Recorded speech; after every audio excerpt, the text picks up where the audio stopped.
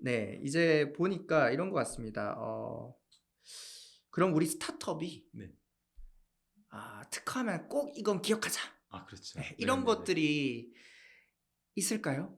아, 있습니다. 네. 네, 그래서 제가 중요한 것만을 좀 골라서 네. 어떻게 보면 특허 등록 10개명이라고 해서 제가 만들어 봤습니다. 아, 네, 10개명. 특허 등록 10개명. 네, 그래서 네, 그 10개만 지키셔도 상당히 좋을 것 같고 한번 같이 볼까요? 네, 그래서 제가 특허 등록 에서 명심해야 할 10가지를 한번 살펴봐 이렇게 봤습니다. 네.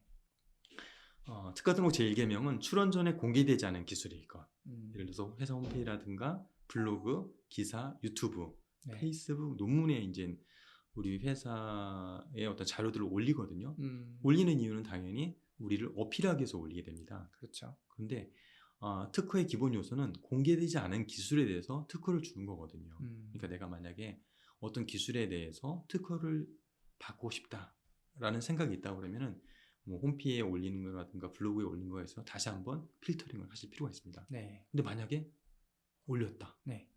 검색해 보니까 나오더라. 그럼 어떻게 될까요? 어, 어떻게 해야 되죠? 삭제를 하면 되죠. 그렇네요. 되게 네, 네, 간단하네. 삭제를 하면 네. 됩니다. 두 번째는 특허 등록 제2계명은 먼저 출원된 기술일 것. 음, 여기 보시면 그림에 보시면은 이제 네, 그러니까 우리 경기를 할 때는 똑같은 선상에서 경기를 해야 되잖아요. 그렇죠. 근데 특허 출원이라는 건 이유 연후를 막론하고 먼저 출원한 사람한테 똑같은 기술일 경우에는 특허권을 주게 됩니다. 그렇죠. 그러니까 우리가 특허 출원할 때는 네. 특허 사무소 작업할 때도 이유 연후를 막론하고 너무도 지체되면 안 되겠어요. 그래서 이유 음, 연후를 막론하고 시간 끌면 안 된다. 음, 상당히 중요하겠죠. 음, 특허 등록 제3계명 기존과 차별성이 있는 기술에 된다는 거죠. 그래서 이 앞에 보시면 그림을 보시면은 네. 도토리들이 키를 재고 있어요. 아, 이 정도 차이는 이제 특허 등록 받기 힘든 거죠. 네. 자, 그렇다면은 네. 기존 기술하고 어떤 부분이 차별성이 있겠느냐 따져볼 경우에는 음, 그게 구성과 동작과 효과라는 측면에서 차별성을 찾아보셔야 돼요. 그래서 음, 우리가 가지고 있는 기술의 구성이 기존의 구성과 이만치 다르다. 그럼 가장 특허 등록 가능성이 높습니다. 음, 보니까 구성은 비슷한 것 같아. 그럼 각 구성 요소의 동작을 차별성을 보는 거예요. 그 다음에 따지는 것들이 효과의 차별성을 따져보게 됩니다. 음, 자, 특허 등록 제4계명, 그러니까 특허 명세서에 기재된 기술. 우리가 특허 등록을 받는 거는 우리가 가지고 있는 기술에 대해서 특허를 부여해 주는 게 아니고 음, 특허 명세서라는 문서에 글로써 기재되어 있는 내용에서 판단되는 거. 음, 그거에 의해서 특허를 줄 건지 말 건지를 보게 되는 거죠. 이 음, 앞에 그림을 보시면은 네. 어떻게 보면 정면에 사람 모습 같기도 하고 네. 옆면에 사람 모습 같기도 하거든요. 네네. 그런데 특허 명세서에서는 이렇게 해석이 되면 안 되는 거예요.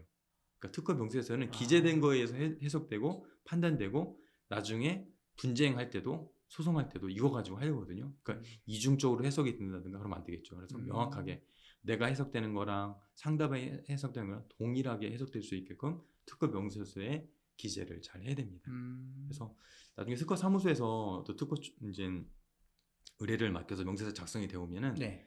어, 특허 명세서를 작성한 분이 해석한 그런 문구하고 내가 해석한 문구가 동일한지를 일단 봐야 되고 내가 해석이 됐다. 그럼 내 해석이 맞은지를 다시 재차 확인하는 작업도 상당히 중요합니다. 음, 특허 등록 제5계명은 청구항에 기재된 기술일 것. 여기 보면 도장을 찍는 게 나오는데요. 우리가 네. 계약서를 살펴보다가 최종적으로 완성할 때 도장 딱 찍잖아요. 그렇죠. 그것처럼 특허 청구 범위에 청구항에 기재된 것만이 내 권리로 삼을 수가 있습니다. 음, 그러니까 이 상세한 설명이 아무리 기재가 돼 있다 할지라도 청구항에 기재되어 있지 않으면 내 권리가 아니거든요. 아, 그러니까 내가 원했던 기술, 내가 보호받고 싶었던 기술이 특허 청구 범위 각 항에 제대로 기재되어 있는지 그리고 내가 청구항을 보더라도 잘 이해가 안 되거든요. 그러면 이제 물어보는 거예요. 변리사님, 특허 청구항 1항에 이렇게 기재되어 있는데 음, 이것들이 지금 말하는 게 이런 내용들을 얘기하는 건가요? 우리 회사에서는 이런 기술에 대해서까지 보호를 받아야 되는데 이 특허 청구항이 이걸 커버하고 있나요? 이렇게 음, 물어보셔야 돼요. 그러면 그 물어보는 과정에서 확인이 되는 거죠. 음. 그러면 예를 들어서 저희 설명, 그러니까 우리 기술에 대한 설명이 쫙 있다고 아무리 했다고 해도 청구항에 없으면은 사실 의미가 없는 거네요. 그렇죠. 네. 자, 특허 등록 제6계명은 거절 이유는 최소 한 번 나오. 네. 그러니까 최소 한 번 이상 나온다는 거예요. 네. 그러니까 거절 이유가 나와도 극복하고 특허 등록이 될 수가 있거든요. 네. 그러니까 거절 이유 나온 데를 가지고 너무 특허 사무소 담당자를 미워하시거나 네. 이거 특허를 내야 돼 말아야 돼 진행해야 돼 말아야 돼 또 돈이 들어가네. 음. 당연히 돈 들어가는 거니까 그렇게 생각하시고 음. 그 거절 이유를 해소하기 위한 방법들을 구체적으로 찾아보시면 될 것 같습니다. 그리고 그 거절 이유를 해소하는 방법을 찾아가면서 우리 기술에 대해서 다시 인지하는 기회가 될 수가 있거든요. 그런 기회로 삼으시면 상당히 좋습니다. 특허 등록 제7개명 서류 제출 마감 기일입니다.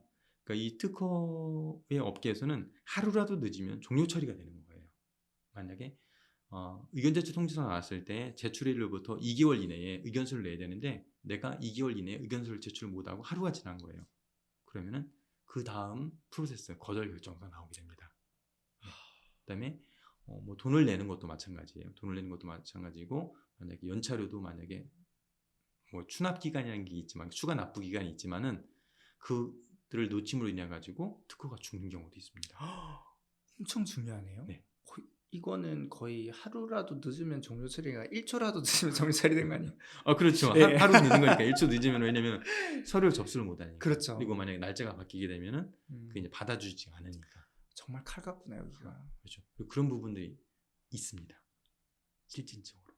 네. 이제 이런 부분들은 차후에 일어날 수 있겠지만은 스타트업 같은 경우는 그러니까 주소지를 많이 이전을 하잖아요. 네네. 특허 사무소하고 내가 이전을 하면 연락을 줘야 되는데 연락이 안 되니까 여기서 이제 대응을 못 하게 되는 거죠.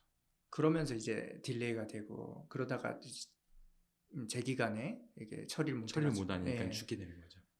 그래서 주소 이전이라든가 전화번호를 바꿨다든가 이메일을 바꿨을 경우에는 반드시 알려주는 게 필요한 거죠.